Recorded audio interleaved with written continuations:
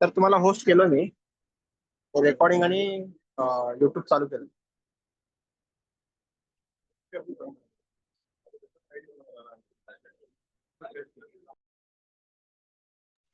Hello.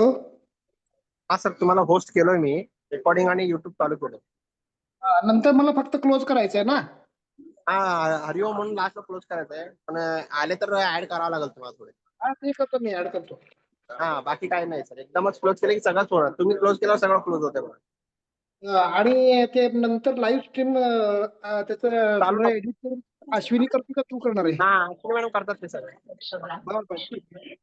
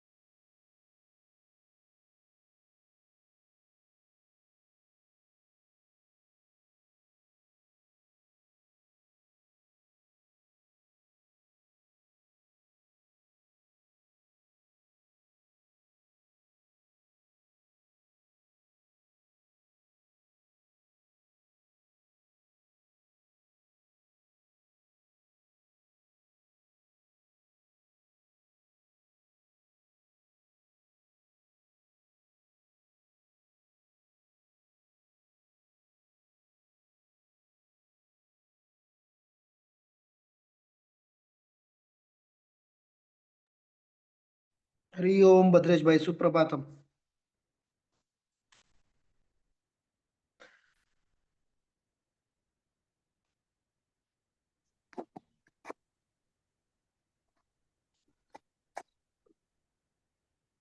Hari Om Hari Om Hari ओम बोलकर सुप्रभातम. ओम नमो नारायणाय. ओम नमो नारायण.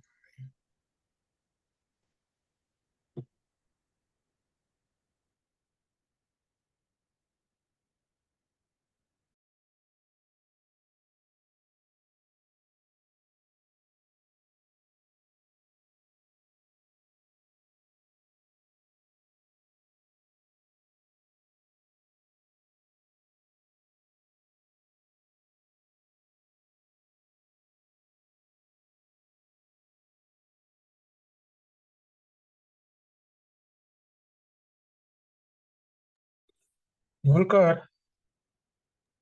जी भद्रेश भाई. just make me also co-host. हाँ हाँ, बना ना, वही कर रहा था. Okay.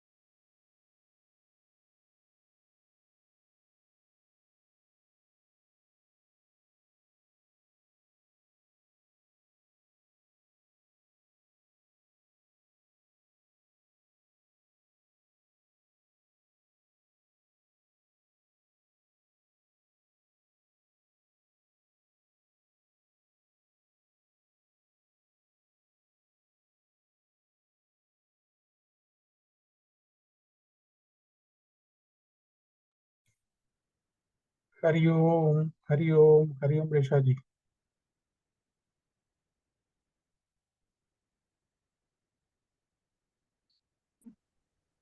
ब्रजेश भाई कैसे आप? बस, आप कैसे हो? मैं ठीक हूँ। ओ, आपके बच्चे लोग बहुत अच्छा साउंड अच्छा लगता है जब वो स्वामी को धन्यवाद कहते हैं तो हम्म, क्लास के बाद जय ओम और दोनों करते हैं ना? दोनों का हम्म, आवाज आता है। हम्म।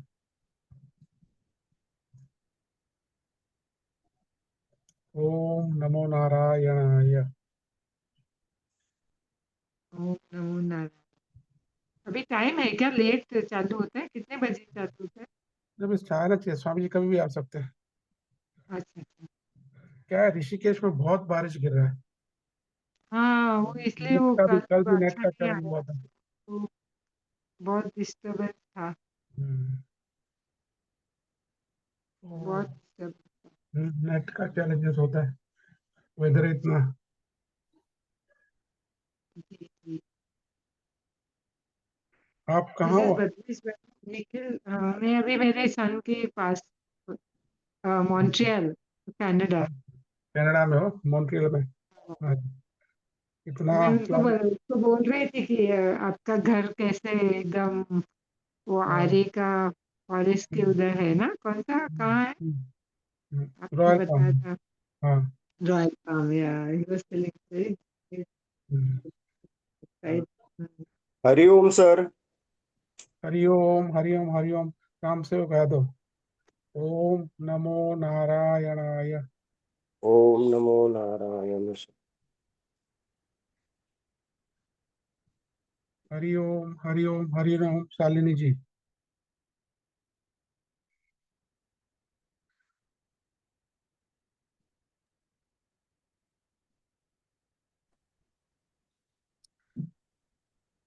हरि ओम हरि ओम हरि ओम स्वामी जी। हरिओम भद्रेश गोरेगांव सुप्रभातम। सुप्रभातम। ओम नमो ओम नारायणाय। नमो ओम नारायण स्वामी। नमः नारायणाय। हरि ओम रेशारत स्वामी जी सुप्रभातम। मोलकर प्रभातम। राजेश सुप्रभातम।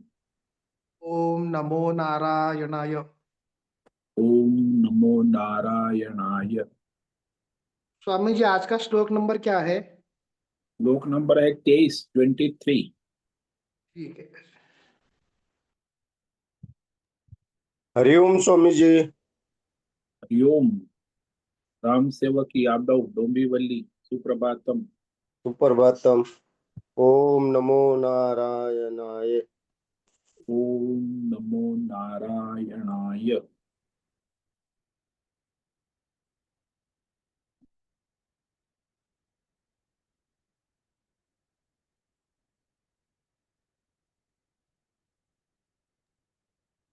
स्वामी जी लाइव और रिकॉर्डिंग दोनों चालू कर दिया है पहले ही प्रकाश ने। अच्छा अच्छा, रिकॉर्डिंग भी चालू हो गया है। हाँ हो गया चालू। हाँ। ओम नमो भगवते वासुदेवाय। ओम नमो भगवते वासुदेवाय।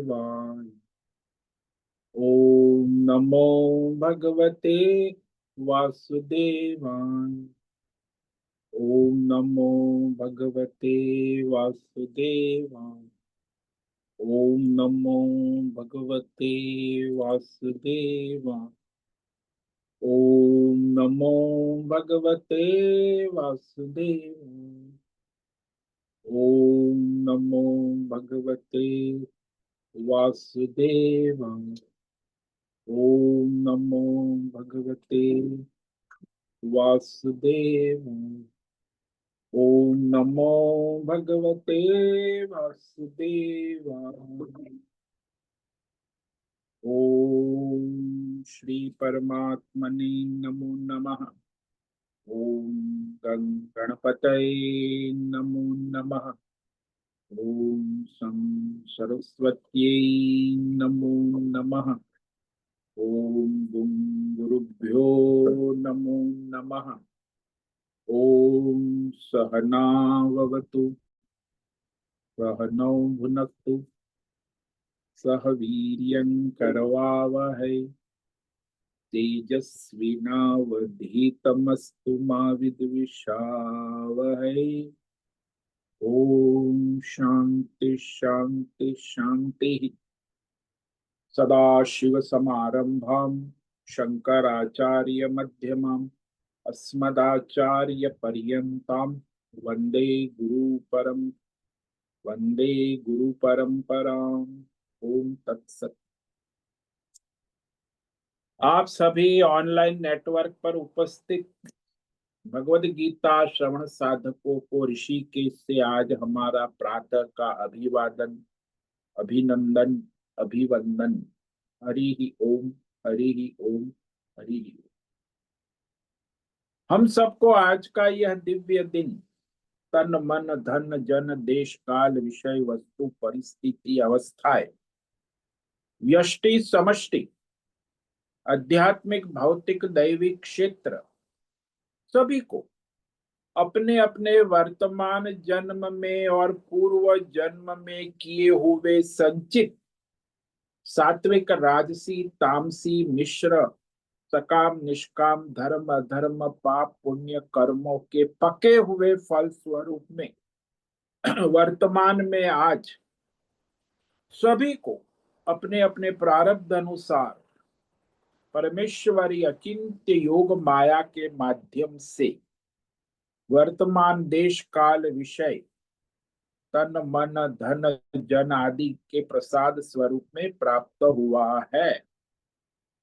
अतः आज का यह दिव्य दिन परमार्थ हेतु निष्काम सेवा यज्ञ देव यज्ञ ऋषि यज्ञ पितृ यज्ञ मानवता यज्ञ भूत प्राणी यज्ञ सात्विक दान शारीरिक वाचिक मानसिक तप निष्काम कर्म योग ध्यान योग भक्ति योग ज्ञान योग साधना स्वाध्याय वेद शास्त्रों का अध्ययन अध्यापन उपासना आराधना के लिए समर्पित करे और करवा। अत्यंत दुर्लभ मनुष्य जीवन की प्रत्येक क्षण को परमार्थ हेतु सार्थक करे और करवावे। आज विक्रम संवत 2082 भाद्रपद मास कृष्ण पक्ष की एकादशी तिथि श्राद्ध है और आज एकादशी को विश्वकर्मा जयंती दिन भी, जो ब्रह्मा जी ने सृष्टि का प्रारंभ किया तो विश्व सर्जन के लिए विश्वकर्मा का सर्जन हो, तो आज विश्वकर्मा जयंती उत्सव भी मनाया जाएगा। और ये रात्रि 11:36 तक है एकादशी, उसके बाद द्वादशी लग जाती। आज एकादशी व्रत करे, निर्जला करे या फल दूध लेके करे और भगवान का भजन करे, स्मरण करे, विष्णु सहस्त्र नाम गीता पाठ। यह आज जो है वह पुनर्वसु नक्षत्र है। ये सुबह 6:24 तक था, उसके बाद पुष्य नक्षत्र लग जाता है। आज बुधवार है और शरद ऋतु चल रही है।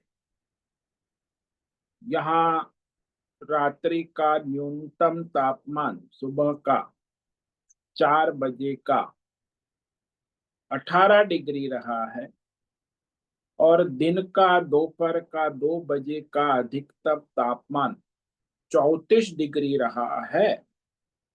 वायु की गति 5-10 किलोमीटर प्रति घंटा चल रही। ईस्वी सन 2025 17 सितंबर 2025 सुबह के 6:45 बज चुके हैं। कलयुग का प्रथम चरण 5126वां वर्ष, 7वां वैवस्वत मनवंतर, श्वेत वराह कल्प, ब्रह्मा जी का 26वां दिन और 51वां वर्ष अभी अभी चल रहा है।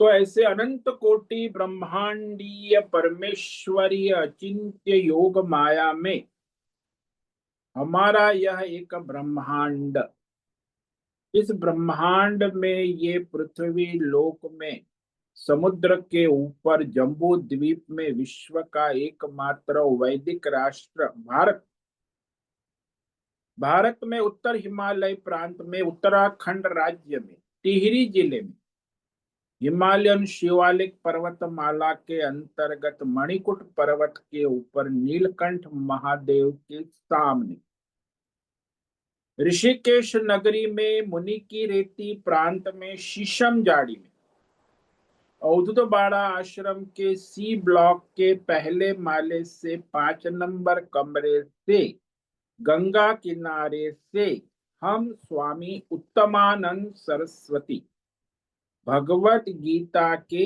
आचार्य शिष्य स्वामी चिन्मयानंद सरस्वती महाराज चिन्मय मिशन कैवल्याद्वैत वेद व्यास भगवत पाठ शंकराचार्य की श्रृंगेरी संन्यास परंपरा से शिक्षित दीक्षित सनातन वैदिक भारतीय हिंदू धर्मानुसार संपूर्ण भगवत गीता ज्ञान यज्ञ ऑनलाइन चैतन्यमय जीवन लाइव प्रसारण के अंतर्गत व्याख्यान माला में अध्याय 13 के श्लोक नंबर 23 पर संस्कृत एवं हिंदी में व्याख्यान करेंगे। दिव्य पवित्र सरल व्यावहारिक सटीक पूर्ण वर्ण अक्षर पद वाक्य पंक्ति श्लोक अध्यायों की संगति संधि अन्वय शब्दार्थ वाक्यार्थ भावार्थ रहस्यार्थ तत्वार्थ के यथार्थ तात्पर्य रहस्य सहित वैदिक शास्त्र वेद व्यास साहित्य शांकर भाष्य एवं परंपरागत 10 सन्यासी आचार्यों की टीका टिप्पणी सहित आज का यह भगवद गीता व्याख्यान करेंगे। कृपया आप सभी श्रद्धा भक्ति ध्यान से परिपूर्ण होकर के यह दिव्य श्रवण साधना करें। इसमें से कुछ ग्रहण करे, कुछ धारण करे, कुछ अपने जीवन में चरितार्थ करे और उसमें निरंतरता लाए। अपनी अपनी आध्यात्मिक भौतिक दैवी अशांति द्वंद्व मोह विक्षेपों से रहित होकर के अधार्मिक अशास्त्रीय परंपरागत भ्रम भ्रांतियों से रहित होकर के अपने अपने शरीर इंद्रिय प्राण मन वचन कर्म से एक रूप एकाग्र होकर के शुद्ध सात्विक सूक्ष्म भगवत विवेक बुद्धि करे, वेद शास्त्र एवं आचार्य परंपरा अनुसार विवेक करे और करवावे। पुनः पुनः इस व्याख्यान का श्रवण करे, मनन करे, चिंतन करे, लेखन करे, चर्चा विचारणा करे, प्रचार प्रसार करे, लिंक भेजे, ग्रुप में शेयर कर, अपना और सबका परम कल्याण करे और करवावे। ओम तत्सत। ओम ओम ओम। तो कल हमने श्रीमद् भगवद गीता अध्याय 13 क्षेत्र क्षेत्रज्ञ विभाग योग के श्लोक नंबर 23 पर विवेक विचार किया था, जिसमें भगवान इस पुरुष और प्रकृति के विवेक का उपसंहार करते, जो भगवान ने 18वें श्लोक से लेके 22वें श्लोक तक जो कहा, प्रकृति पुरुष विवेक, तो यह जो मनुष्य इस प्रकृति पुरुष के विवेक को जानकर स्वानुभूति पूर्ण, शब्द पूर्ण नहीं, अनुभूति पूर्ण जान लेता,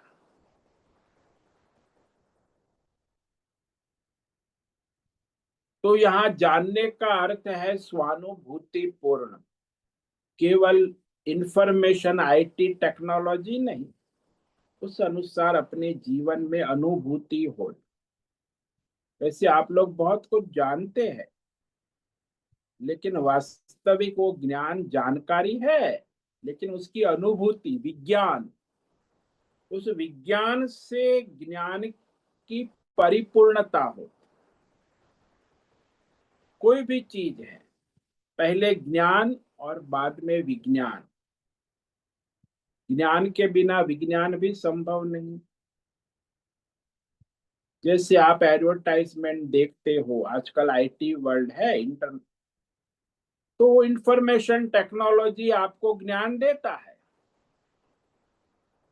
तो उस ज्ञान से कोई आपकी उसकी अनुभूति नहीं हो। जैसे आपको यूरोप टूर का वीडियो दिखा, वो वीडियो आपने देखा, ज्ञान तो हो गया। यूरोप टूर भी सारा 1 घंटे का वीडियो आपने देखा, तो आपको ज्ञान हो गया, आपने आंखों से देखा, लेकिन अनुभूति नहीं। वो वृत्ति है। यूरोप वीडियो, पूरा 1 घंटे का यूरोप टूर का वीडियो आपने देखा से आपकी टूर नहीं हो गई, ये केवल वृत्त्यात्मक है, अंतकरण में वृत्ति।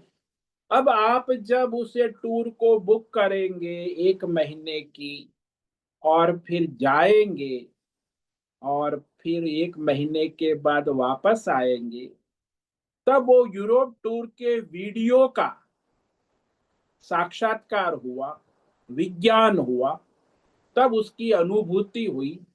उसे वास्तविक अनुभूति कहते, ज्ञान कहते, जानना। इसीलिए आज की दुनिया में इंफॉर्मेशन टेक्नोलॉजी तो बहुत है, लेकिन उसको अनुभूति पूर्ण जानकर उसमें स्थिति बनाना, ये दुर्लभ है। ज्यादातर अध्यात्म जगत में 90% साधकों को ऐसा भ्रम हो जाता है कि वो जान लिया, सत्संग कर लिया, तो अनुभूति हो गई। अरे सत्संग तो खाली एक ट्रेलर है, एडवर्टाइजमेंट है, वीडियो है।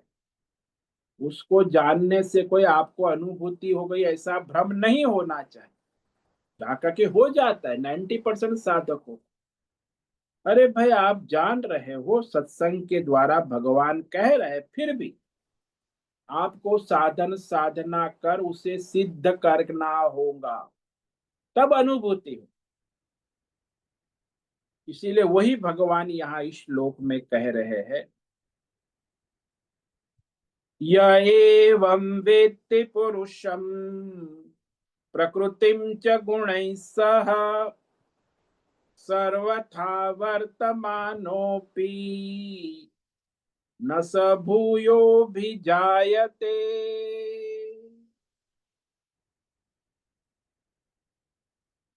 तो यहाँ हमारे शास्त्र में एक न्याय होता है, तर्क, केमूतिक न्याय। तो उस न्याय के द्वारा भगवान ने यह पुरुष प्रकृति का विवेक कराया है कि वह परमात्मा भौतिक जगत से परम है, साक्षी चैतन्य है, परम अध्यात्म क्षेत्र से भी परम है। ये जो आपका अध्यात्म है, 24 तत्व, 5 महाभूत, 5 विषय, 5 ज्ञानेन्द्रिया, 5 कर्मेंद्रिया, मन, बुद्धि, चित्त, अहंकार, इस अध्यात्म से भी परमात्मा परम है। साक्षी चैतन्य है, उपद्रष्टा। और दैवी शक्ति जो 33 देवता है, 11 रुद्र, 12 आदित्य, इंद्र, प्रजापति, ब्रह्मा, विष्णु, महेश, उससे भी परमात्मा परम है। यानी भौतिक, अध्यात्म, दैवी सभी प्रकार की शक्तियों को शक्ति देने वाला, शासन करने वाला, चलाने वाला, धारण पोषण करने वाला परमात्मा सर्वव्यापक, इस प्रकार जो उसकी अनुभूति करता, जानता है ऐसा नहीं, अनुभूति करता, वह मनुष्य जीवन मुक्त अमर हो जाता है। जैसे हम बार बार दृष्टांत देते हैं ना, कि जो समुद्र जल तत्व है, नारायण जल तत्व, जो जल तत्व का जिसको यथार्थ अनुभूति पूर्ण बोध हो गया है, तो उसके लिए समुद्र, लहर, बुदबुदे, नदी, नाले, कुएं, तालाब, सरोवर सब केवल जलमय हो जाता है, जलमग्न हो जाता है। उसकी बुद्धि में फिर एक ही विवेक रहता है कि चाहे कोई भी कहे ये सब वृत्ति है, प्रवृत्ति है, किसमें आरोपित है? भाई बुदबुदे की वृत्ति और प्रवृत्ति जल में आरोपित है, लहरों की वृत्ति और प्रवृत्ति जल में आरोपित है, समुद्र की वृत्ति और प्रवृत्ति जल तत्व में आरोपित है, सरोवर की वृत्ति और प्रवृत्ति शब्द सब जल तत्व में आरोपित। वहां केवल वृत्ति प्रवृत्ति रहित जल तत्व ही है। ऐसी जिसकी बुद्धि में दृढ़ अनुभूति विवेक हो गया, फिर तो उसके लिए ये समुद्र, लहरें, बुदबुदे, सरोवर, नदी, तालाब सब मिथ्या हो जाता है, असत हो जाता। वही कह रहे हैं भगवान। इस प्रकार जो जीवात्मा क्षेत्रज्ञ पुरुष को परमात्मा स्वरूप में और 3 गुण की जो माया है, ईश्वरीय शक्ति, उस माया के स्वरूप को और उस माया से उत्पन्न संसार, भौतिक, अध्यात्म, दैव प्रकृति को जो मनुष्य तत्वतः वेद शास्त्र आचार्य परंपरा अनुसार जैसा है वैसा तत्वतः जानकर अनुभूति कर लेता है, यह व्यक्ति, तो वह जो जानकर अनुभूति, ज्ञान विज्ञान पूर्वक अनुभूति कर लेता है, वह जीवन मुक्त मनुष्य सर्वथा वर्तमान भी, सर्व प्रकार से वर्तमान में प्रारब्ध अनुसार भौतिक, अध्यात्म, दैव सब प्रकार के कर्म करता हुआ कर्म बंधन से मुक्त रहता है और वर्तमान प्रारब्ध समाप्त होने के बाद भूय अभी न जा, उसका पुनर्जन्म नहीं होता, यानी वो अमर हो जाता है, अमृत पद को प्राप्त कर लेता है। जैसे शंकराचार्य है, वेद व्यास है, सुखदेव जी है। शंकराचार्य के 4 शिष्य है, पद्मपाद, हस्तामलक, सुरेश्वराचार्य और तोटकाचार्य, 4 पीठ के आचार्य। उसकी परंपरा में जो भी आचार्य है सारे ये परमात्मा मय हो चुके हैं। उनका पुनर्जन्म नहीं हो सकता है, वो अमर हो।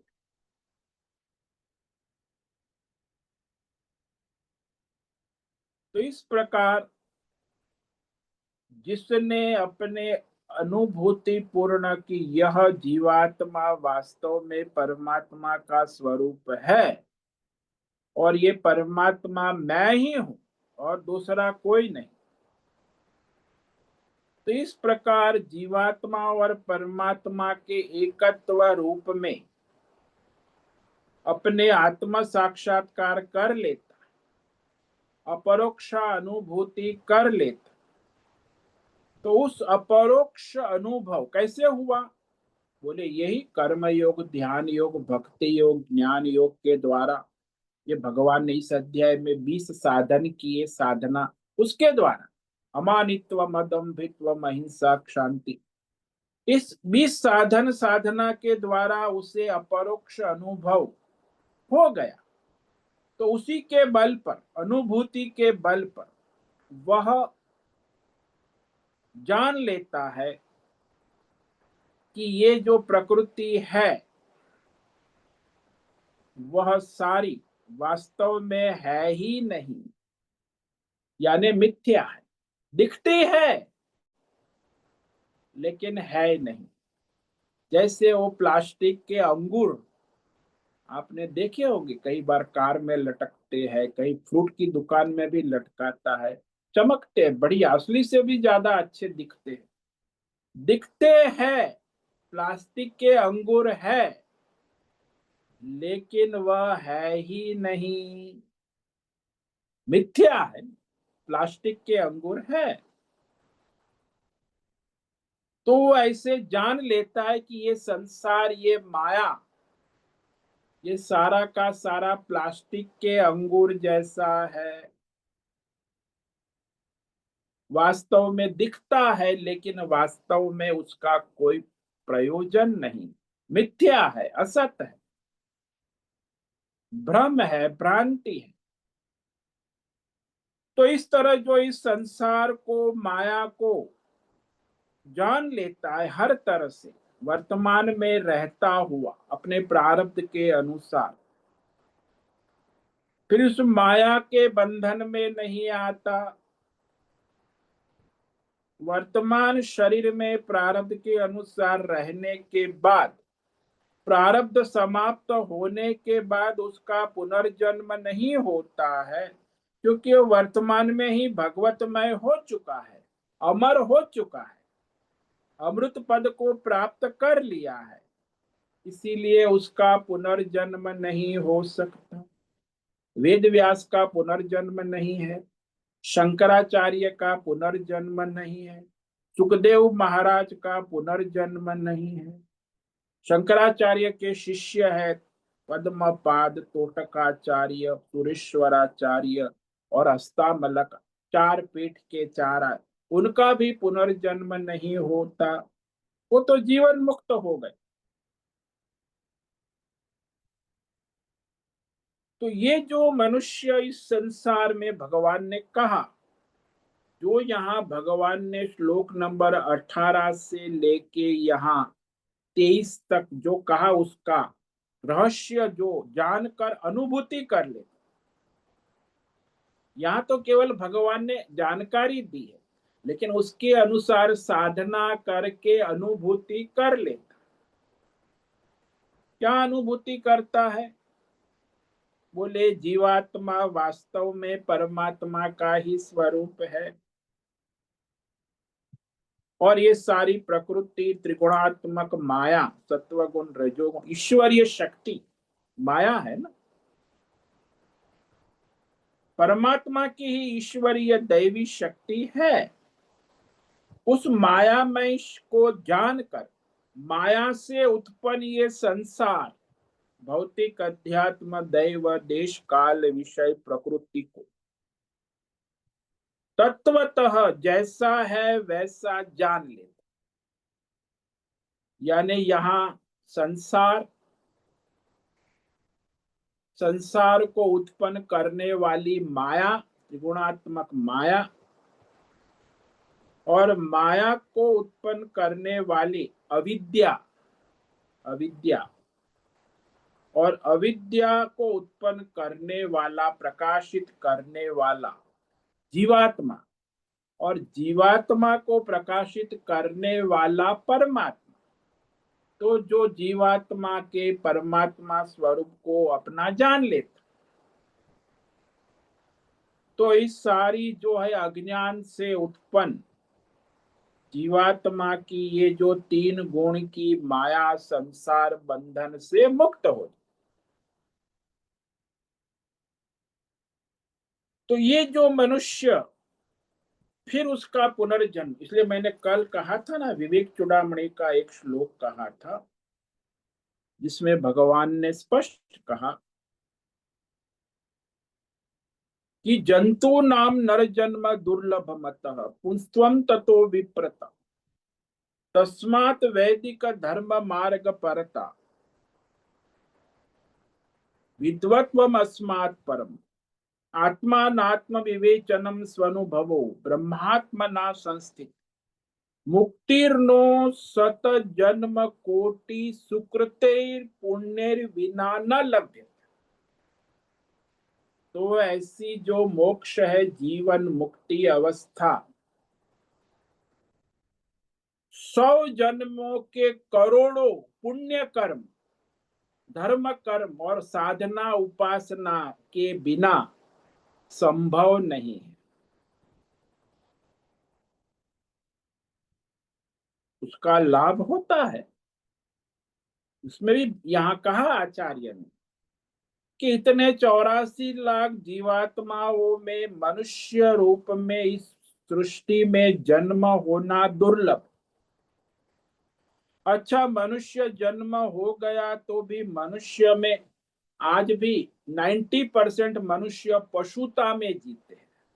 इसलिए मनुष्य में भी मनुष्यत्व, धर्म, मानवता दुर्लभ है। अच्छा, मनुष्यत्व, धर्म, मानवता आ गई तो भी इतने मनुष्य है 800 करोड़, उसमें से वेदों का अध्ययन अध्यापन करने वाला मनुष्य दुर्लभ है। अच्छा, वेदों का अध्ययन अध्यापन करने के बाद वह वेद शास्त्र में कहा उस अनुसार वैदिक धर्म का जीवन में आचरण करने वाला, अनुसरण करने वाला दुर्लभ है। और उससे भी दुर्लभ है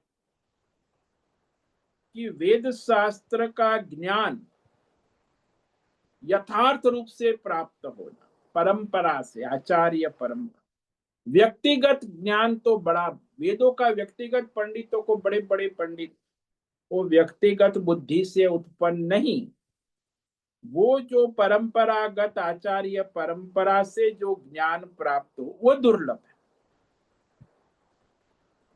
यह सब होने पर भी ये प्रकृति, पुरुष, आत्मा, अनात्मा, नित्य अनित्य, सत असत का विवेक शास्त्र और आचार्य परंपरा से होना दुर्लभ है।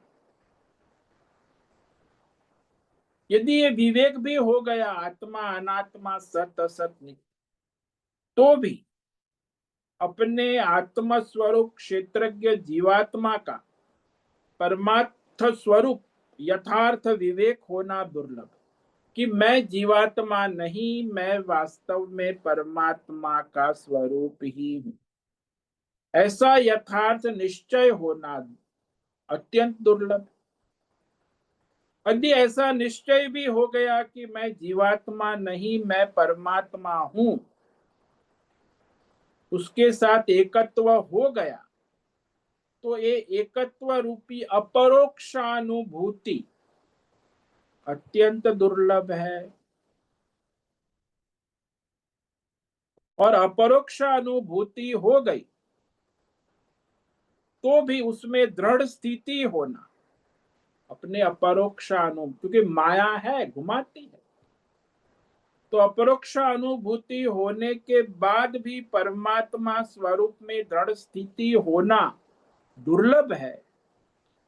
तो ऐसी परमात्मा स्वरूप में दृढ़ स्थिति बुद्धि की जिसकी हो गई, ऐसे जीवन मुक्ति अत्यंत दुर्लभ है। तो ऐसी जीवन मुक्ति कहते हैं करोड़ों जन्मों के, भगवान यहाँ कह रहे आचार्य, मुक्तिर्नो सत जन्म कोटि सुकृतैर पुण्यैर विना न लभ्य। 100 जन्मों के पुण्य कर्म, धर्म कर्म और उपासना, कर्म योग, ध्यान योग, भक्ति योग, साधना, कितने करोड़ों पुण्य कर्म, 1-2 पुण्य कर्म नहीं, करोड़ों, 100 जन्मों के करोड़ों करोड़ों पुण्य कर्म, साधना, योग के पुण्य के बिना ये जीवन मुक्ति मोक्ष संभव नहीं है। तो इस प्रकार ये जो योग्यता बने, तब वो मनुष्य जो है अपने परमार्थ स्वरूप में स्थिर हो जाता है। जैसे वेद व्यास है, सुखदेव जी महाराज है, शंकराचार्य है, उनके 4 शिष्य है, तोटकाचार्य, सुरेश्वराचार्य, पद्मपाद, तो सभी आचार्य और हस्तामलकाचार्य। तो इस तरह यहाँ ये विवेक करना आवश्यक। अब वो जब मुक्त हो गया तो उसका वर्तमान में क्या स्थिति होती है, ये भगवान कहते हैं कि वह सर्वथा सब प्रकार से वर्तमान में, यानी today person, now, here and now, it's life is here and now, everything is here and now, उसे यहाँ कहीं जाने की जरूरत नहीं। वर्तमान में प्रारब्ध अनुसार अपने नित्य नैमित्तिक कर्म करता, यदि स्वधर्म है तो स्वधर्म करता, स्वधर्म नहीं है तो केवल भिक्षा भोजन जीवन निर्वाह करता हुआ भगवतमय रहता है। फिर उसका पुनर्जन्म नहीं। कई महात्माओं का प्रारब्ध नहीं होता है तो वो बस अपना भिक्षा भोजन करके भगवतमय रहते। कई महात्मा का प्रारब्ध होता है तो उसका सामाजिक लौकिक कार्य देखा जाता। जैसा प्रारब्ध हो व्यष्टि समष्टि, वैसे वो अपना जीवन पूरा होता है। मूल बात ये है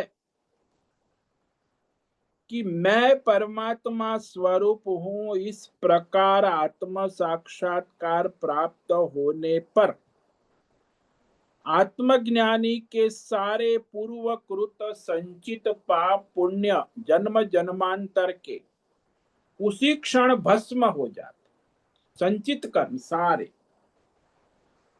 और आगामी कर्म भी भस्म हो जाते हैं।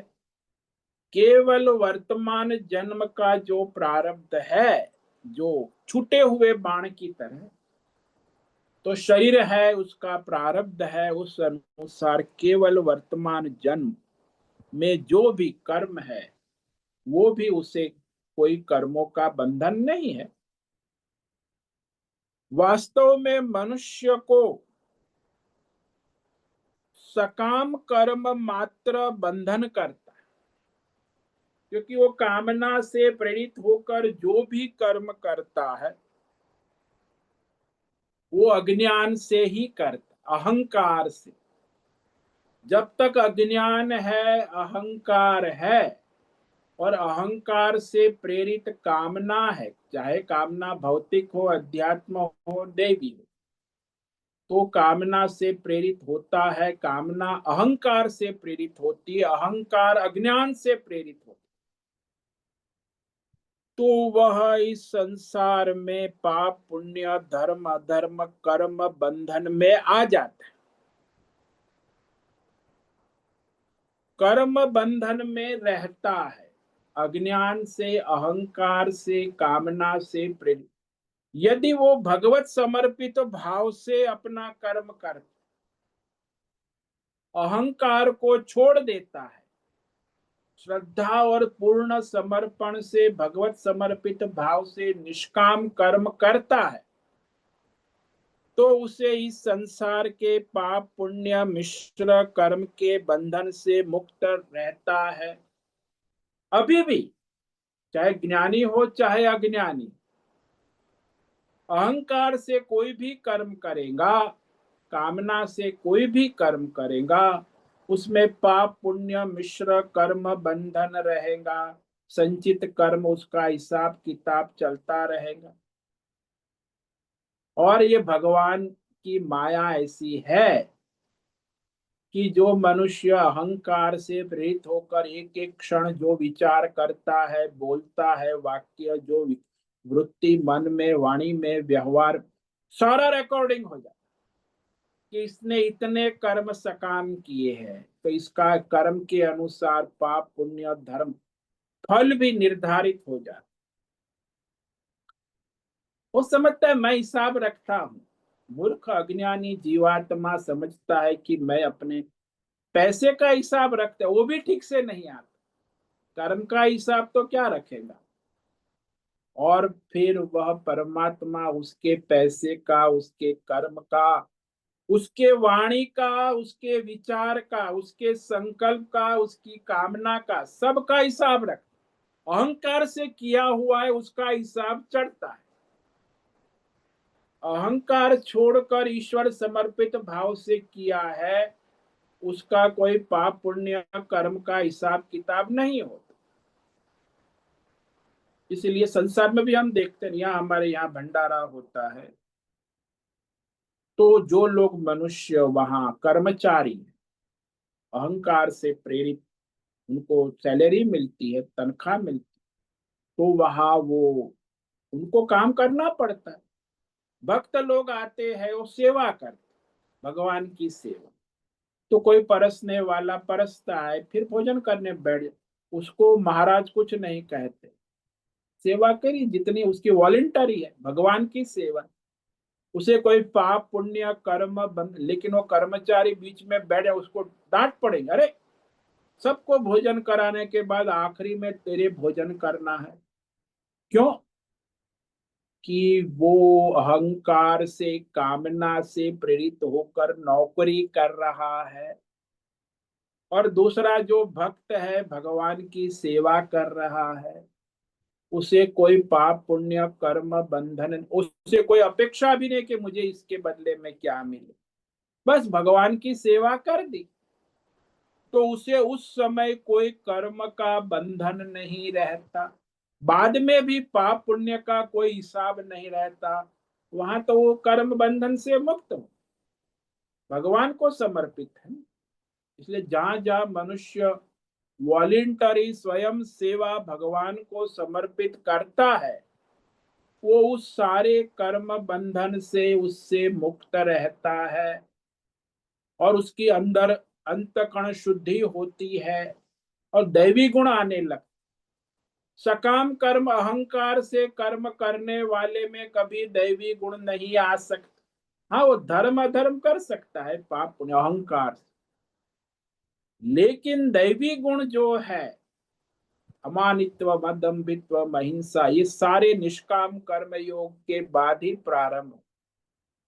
भगवान को समर्पित अपना स्वधर्म कर्म करेगा तो उसका जो है अंतकण शुद्ध भी होने लगेगा, उसे पाप पुण्य का बंधन भी नहीं रहेगा, उसमें दैवी गुण भी आने लगेंगे।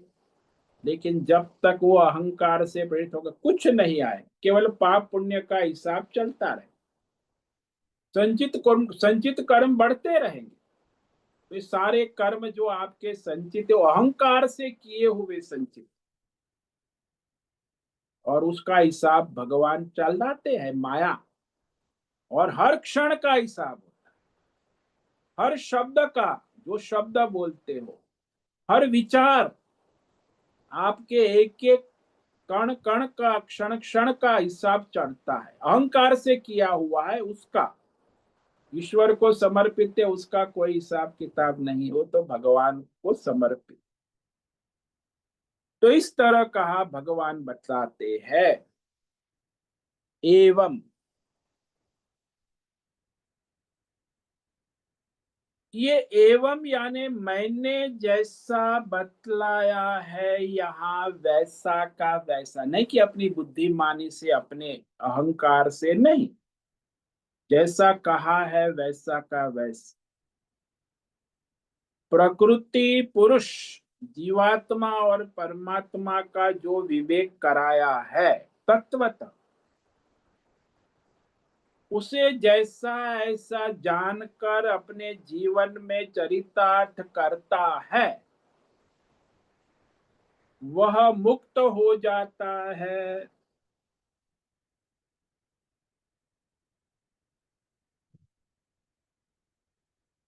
क्योंकि ये जो परमात्मा है उसकी दो प्रकृतियां कही ना। दो प्रकृतियां कौन सी है? एक परा और दूसरी अपरा। परा यानी भगवान ने कहा ये पुरुष जीवात्मा क्षेत्रज्ञ, और अपरा प्रकृति क्या है? ये सारा क्षेत्र, भौतिक अध्यात्म दैव पंच महाभूतात्मक मायामय क्षेत्र, यह अपरा प्रकृति। अब देखो, आप संसार सारा आप देख रहे हो, भोग रहे हो, उसमें यदि आपका जीवात्मा ना हो तो कौन भोगेगा? इसीलिए जीवात्मा, जिसको यहाँ भगवान ने क्षेत्रज्ञ कहा है, पुरुष कहा है, वह परा प्रकृति है। एक अविद्या उपाधि वाला जीवात्मा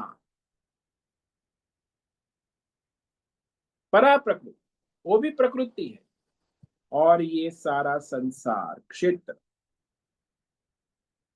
तो परा जो है वो जीवात्मा रूप है, और अपरा है ये सारा देश काल विषय भौतिक अध्यात्म व्यष्टि समष्टि संसार, यह अपरा प्रकृति। दोनों प्रकृतियों द्वारा स्वयं परमात्मा भगवान जीवात्मा और संसार दोनों का नियंत्रण करते हैं। अभी कहा ना, महेश्वर शासन करते अपनी माया शक्ति के द्वारा।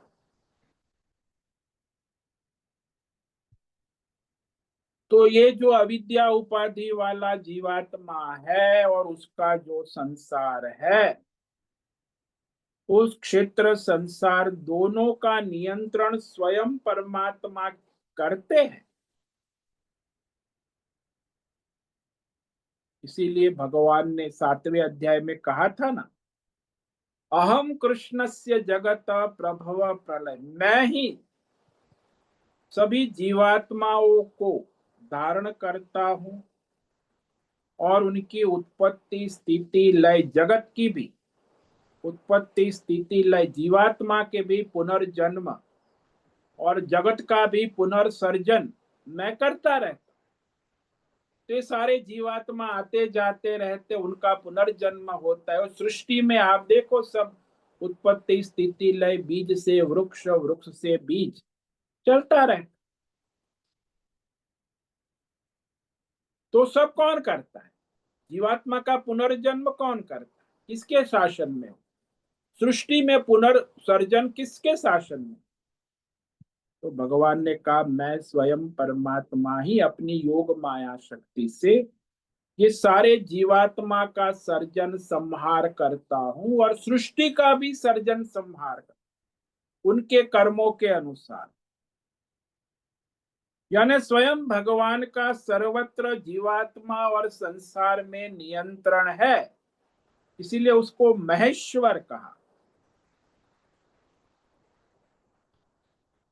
और भगवान बताते हैं, इस प्रकृति पुरुष का विवेक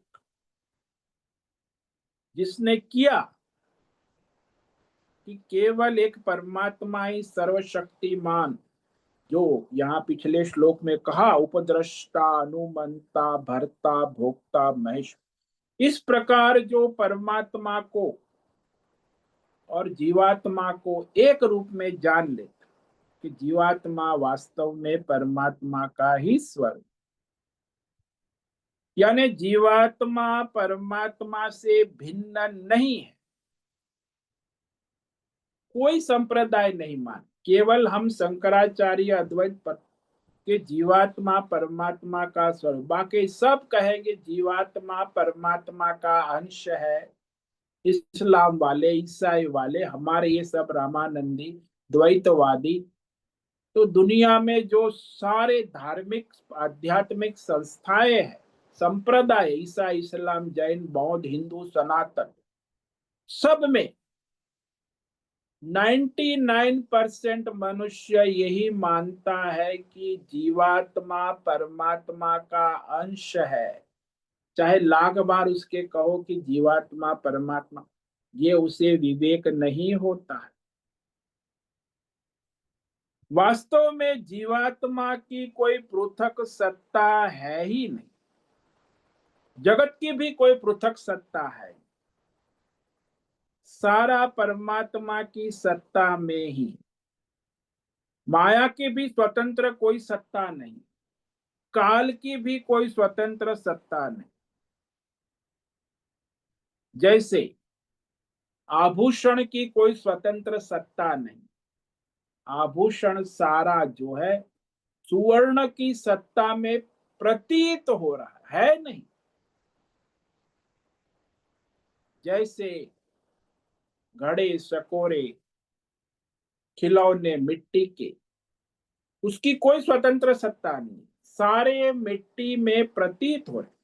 मिट्टी के बिना उनका कोई प्रागट्य हो ही नहीं सकती, स्थिति भी नहीं हो सकती, उनका लय भी नहीं हो, उनकी पुनः उत्पत्ति भी नहीं हो सकती।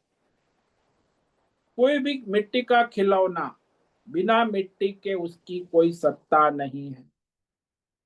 सुवर्ण के बिना किसी भी आभूषण की उत्पत्ति, स्थिति, लय, पुनः नहीं हो सकती, कि सुवर्ण में ही आभूषणों की उत्पत्ति। ऐसे ये सारे जीवात्मा और सृष्टि की उत्पत्ति परमात्मा की सत्ता में ही उसके कर्मों के अनुसार होती रहती है।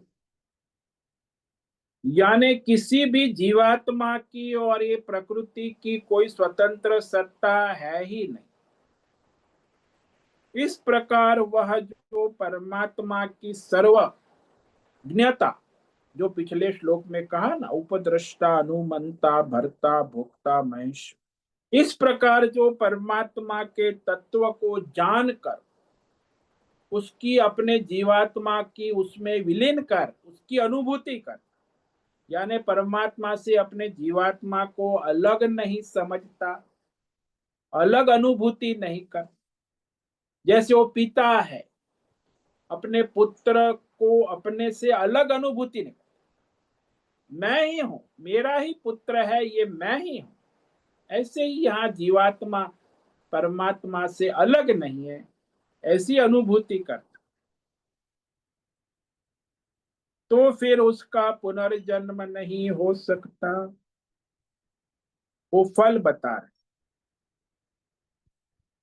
तो इस श्लोक पर हम कल और विवेक विचार करेंगे, क्योंकि वास्तव में जीवात्मा अविद्या उपाधि से है, अहंकार से है, और फिर वो संसार की माया का संग करके, पाप पुण्य करके जन्म मरण के चक्र में घूमता रहता।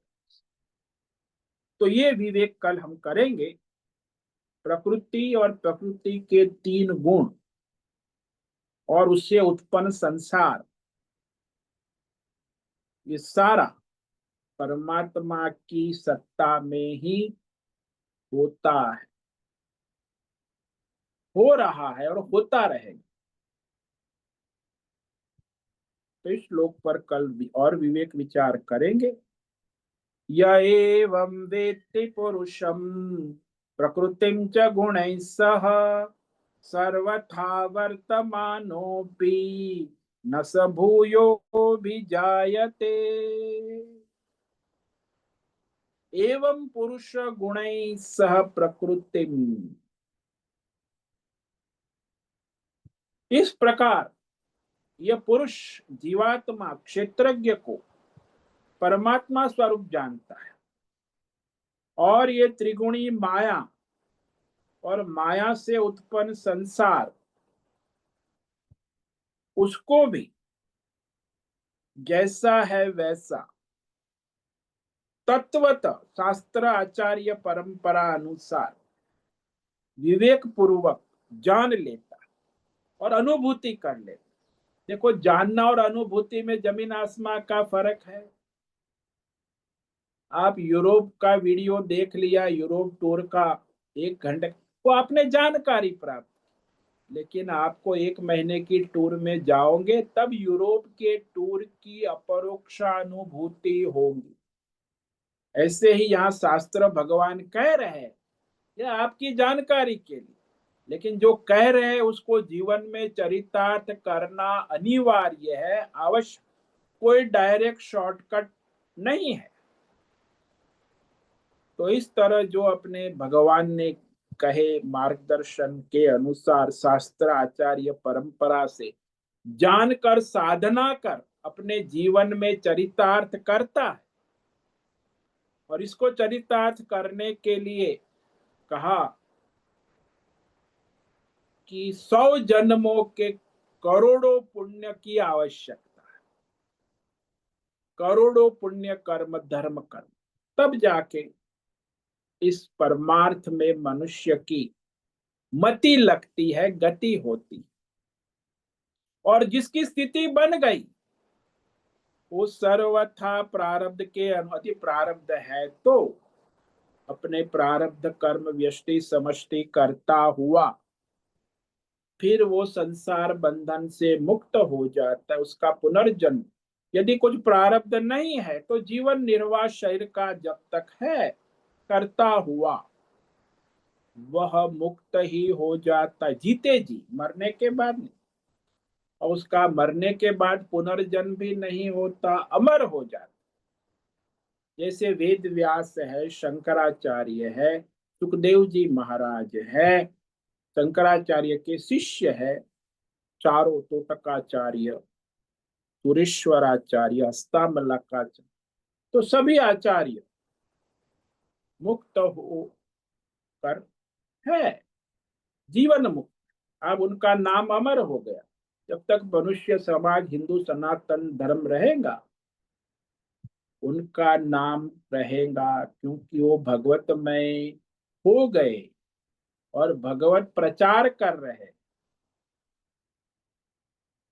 ओम नमो नारायणाय, ओम नमो नारायणाय, ओम नमो नारायणाय, ओम नमो नारायणाय, ओम नमो नारायणाय। कायेन वाचा मनसेन्द्रियैर् वा बुद्ध्यात्मना वा प्रकृते स्वभावम् करोमि यद्यत् सकलं परस्मै नारायणायेति समर्पयामि। ओम सर्वे भवन्तु सुखिनः, सर्वे सन्तु निरामयाः, सर्वे भद्राणि पश्यन्तु, मा कश्चित् दुःखमाप्नुयात्, अस्तु मा सद्गमय, तमसो मा ज्योतिर्गमय, मृत्योर्मा मृतंगमय।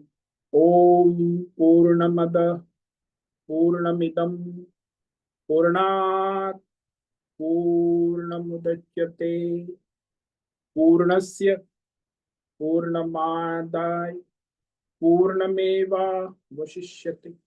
ओम शांति शांति शांति।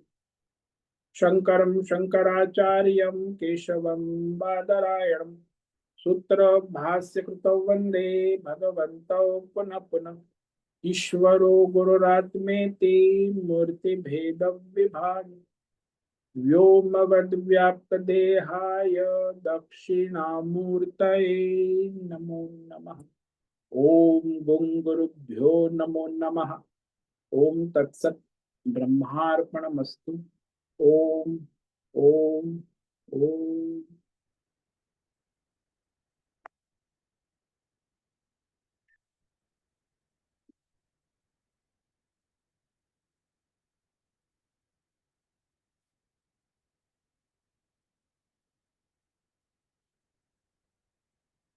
ओम नमो नारायण स्वामी जी। हाँ बोलो हिम। स्वामी जी, अभी आपने जो कहा कि करोड़ों जन्म के पुण्य लगते हैं तभी जाकर ये आत्मज्ञान की प्राप्ति होती है। तो ये इतने 100 जन्म, करोड़ों जन्म क्या मनुष्य के ही मिलेगी? करोड़ों जन्म नहीं, 100 जन्म के करोड़ों करोड़ों पुण्य। करोड़ों पुण्य कर्म। हाँ, तो 100 100 जन्म। जन्म, तो 100 जन्म भी मनुष्य के मिलेंगे वो भी कहाँ पता है ना। हाँ तो ये सोचो आप, यही तो कह रहे हैं कि परमार्थ जो है वो ऐसे थोड़ी है कि पशु जैसा जीवन जिएंगे तो आप 100 जन्म मनुष्य के मिलेंगे तो फिर आप वो भी उसमें पुण्य कर्म करोगे, नहीं तो फिर पाप पुण्य करोगे तो अहंकार से फिर वो संसार चक्र में जन्म मरण चलता रहेगा। पितृलोक में आते जाते हैं, आजकल पितृपक्ष चल रहा है और क्या। तो कोई पितरुओं का मोक्ष नहीं होता है, भले ये लोग कहे मोक्ष हो गया, जब तक आत्मज्ञान न हो मोक्ष कहाँ से होगा। ये तो ब्राह्मणों का धंधा है पितृ मोक्ष का। उसका तो पुनर्जन्म होगा किसी भी योनि में, कहाँ भी है तो पितृ के द्वारा उसकी कृतज्ञता व्यक्त करते हैं। जो भी आप करोगे तो पितृ जहां भी जिस योनि में होगा वहां उसे वो प्राप्त होगा। तो ये तो बहुत ही मतलब दुर्लभ है, वो पता था, मगर इतना 100 जन्म के करोड़ों पुण्य तभी जाकर ये प्राप्ति होती है। हाँ ये तो शंकराचार्य ने स्पष्ट कहा, ये विवेक चूड़ामणि का जो श्लोक है, जंतु नाम नर जन्म दुर्लभत पुंस्त्वं विप्रता तस्माद् वैदिक मार्ग परता विद्वत्मम अस्मात् आत्मानात्म विवेचनम स्वनुभवो ब्रह्मात्मना संस्थित मुक्तिर्नो सत जन्म कोटि सुकृतैर पुण्यर्विना न लभ्यते। एक तो मनुष्य को जन्म होना दुर्लभ, वो मनुष्य होने के बाद उसमें मनुष्यता, आज दुनिया में मनुष्यता कहाँ है, राक्षस है, पशु है, पशु भी नहीं है, राक्षस है। तो मनुष्यता होना दुर्लभ है मनुष्य जन्म होने के बाद। और मनुष्यत्व प्राप्त होने के बाद वेद शास्त्रों का अध्ययन होना दुर्लभ।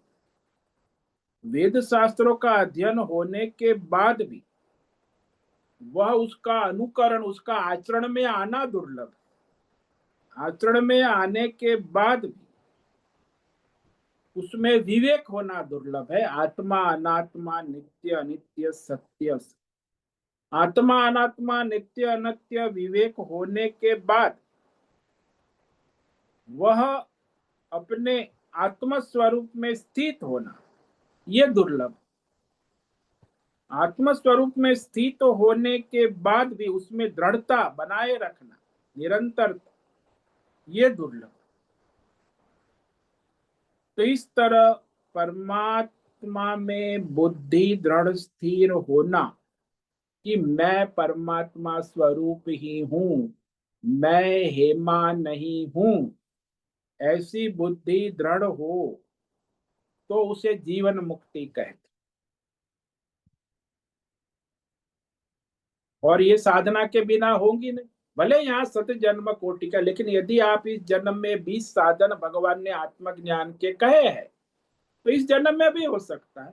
अमानित्व अदम्भित्व अहिंसा क्षमा, ये तो जो सकाम कर्म करने वाले कर्मकांडी है उनके लिए 100 जन्मों के पुण्य कर्म की बात। यदि आप निष्काम करो, दैवी गुण है तो इसी जन्म में भी हो सकता। ये गुण लाओ, ये अमानित्व साधना का अदम्भित्व। और ये देवी गुण का इतना महत्व है। हाँ, ये दैवी गुण साधना निष्काम कर्म योग का इतना महत्व। जो निष्काम कर्म और दैवी साधना दैवी गुण का अभ्यास कर इस जन्म में यदि प्राप्त कर लेता है तो उसका इसी जन्म में मोक्ष हो जाएगा। बस ये 20 गुण लाना है जीवन में, चरितार्थ कर लो, हो गया, आपका मोक्ष सिद्ध हो जाएगा। संपूर्ण अहंकार का नाश हो जाएगा। हाँ, और अपने स्वरूप में स्थिति हो जाए। ये 20 गुण के बिना अहंकार का नाश नहीं हो। रावण का नाश भी भगवान ने इस 20 गुणों से ही किया। दैवी गुण भगवान के पास जो शस्त्र था और कोई नहीं, ये 20 गुण अमानित्व अदम्भित्व, राम जी ने इसी 20 गुणों के बाण चढ़ाए तब वो रावण ध्वस्त हुआ, नहीं तो रावण ध्वस्त थोड़ी होगा। हम्म। ये रावण की वृत्ति हमारे अंदर है, उसका नाश करना है। हाँ, ये रावण वृत्ति, अहंकार, उसी को अहंकार कहो, रावण, और बात एक ही है। हम्म। मैं करता हूँ, मैं करता हूँ, मैं ये करूंगा, मैं ये भोगूंगा। अरे भाई, कब तक करोगे? अरे भगवान करता है, भगवान को समर्पित होके भगवान जो शास्त्र में कहू कराता है वो करो ना, वो तो करना नहीं। अहंकार से, कामना से प्रेरित होकर अनेक प्रकार के पाप पुण्य धर्म अधर्म मिश्र कम करते करते संसार के माया चक्र में घूमते रहते। मगर ये चॉइस दिन ब है। दिन माया, जैसे कलयुग बढ़ता है दिन ब दिन, ये माया का भी जाल बहुत बढ़ गया है। वो तो है, पहले भी थी अभी भी है, उसमें कोई बढ़ना घटना नहीं है। माया माया है, उसको तो आपके मगर अभी सामने। आकर्षण बाह्य बहुत मतलब हुआ है ना, भोगों का। वो का आकर्षण ये कॉर्पोरेट वर्ल्ड आने के बाद बढ़ गया है। मतलब आज की हम्म। बाजारवाद जो है, उपभोक्तावाद, इंटरनेट मोबाइल ये सब, तो उसमें आपका भोगों का आकर्षण और बढ़ गया है। हाँ, तो इसमें वही आपको, माया जाल। और हाँ इतना आकर्षण है कि कितना भी मन को समझाते, मन उधर ही भागने लगता है, मोबाइलों में हाँ, उधर। तो वही तो है। जब तक ये निष्काम कर्म योग, ध्यान योग, भक्ति योग, या तो फिर हम्म। ये 20 साधन, ये 20 हम्म। साधन भी वही है, कर्म योग, ध्यान योग, भक्ति योग ही है। जब तक जीवन में आएंगे नहीं, चरितार्थ नहीं होंगे, तब तक आपको ये अहंकार, ये माया का पिंड छूटने वाला नहीं। हम्म।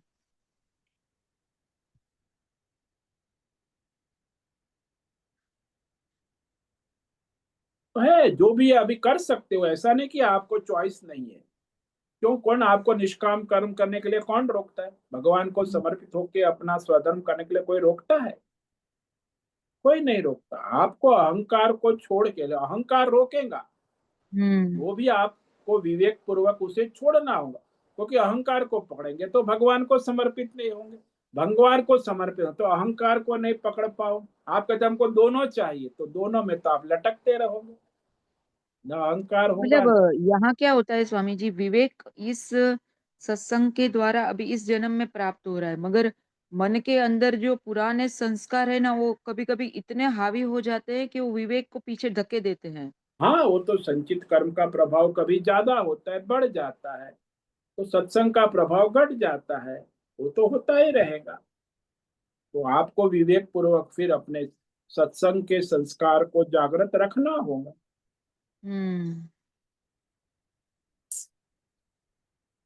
तो विवेक को दृढ़ करने के लिए ये सब, ये साधना है ना। हाँ, बुद्धि हम्म। के विवेक को दृढ़ कर।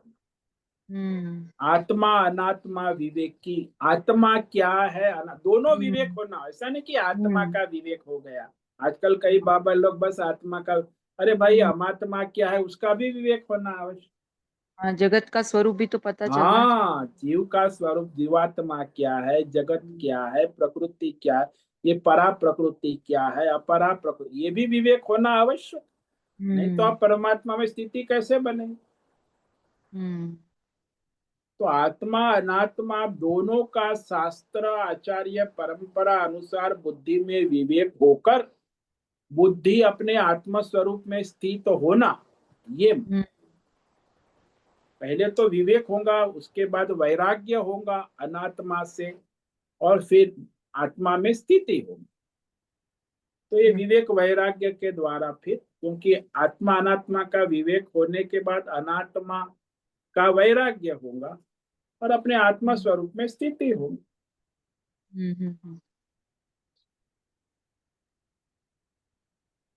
हाँ स्वामी जी, समझ में आया। बहुत बहुत धन्यवाद। ओम नमो नारायणाय।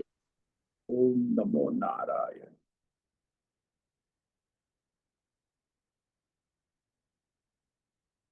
तो आज उपस्थित है राजेश मोलकर, होस्ट है, भद्रेश पड़िया को होस्ट है, माधवी आचार्य, नैना पुरोहित, राय बहादुर कपूर, अजय रत्न पारखी, आशा कोटक, बीबी शर्मा, मोहन जीवी कुमार, हेमा कोटक, जयंती पांडा, लीलावती बड़ेकर, मीरा उच्चिल, मीनाक्षी काले, निकिता पटेल, पंकज भट्ट, पृथ्वीराज मालव, राम सेवक यादव, रेशा रथ, शालिनी, सुचिता पाटिल, सुदर्शन दुबे, सुनील ठाकुर, तुषार चौधरी, उर्वशी पटेल, उषा मेनन, विशाल बेड़ेकर और अंजलि जोशी। आज एकादशी श्राद्ध है, आज विश्वकर्मा जयंती है और आज का दिन जो है उसको परमार्थ में लगाए, एकादशी व्रत करें और विष्णु सहस्त्र नाम पाठ करे, गीता पाठ करे और ओम नमो भगवते वासुदेवाय का जप करे। तो दिन भगवतमय करे, खाने पीने की छुट्टी, no breakfast, no lunch, no dinner, केवल भगवान का भजन। ब्रेकफास्ट में भी भगवान का भजन, लंच में भी भगवान का भजन, डिनर में भी भगवान का भजन करे। बस एक दिन की छुट्टी करो तो भगवान का अनुग्रह कृपा होती है। सभी साधकों को आज का ओम नमो नारायणाय। सभी ओम साधकों नमो को नारायण। ओम नमो ओम नारायणाय। नमो नारायणाय। ओम नमो नारायण नारायण ओम नमो ओम नमो नारायण। ओम नारायणाय नमो स्वामी। नारायण स्वामी जी। ओम नारायण नमो नारायणाय स्वामी जी। ओम नारायण नमो नारायण स्वामी जी। नारायण। ओम उससे नमो निवेदन नारायण। ओम नमो नारायणाय।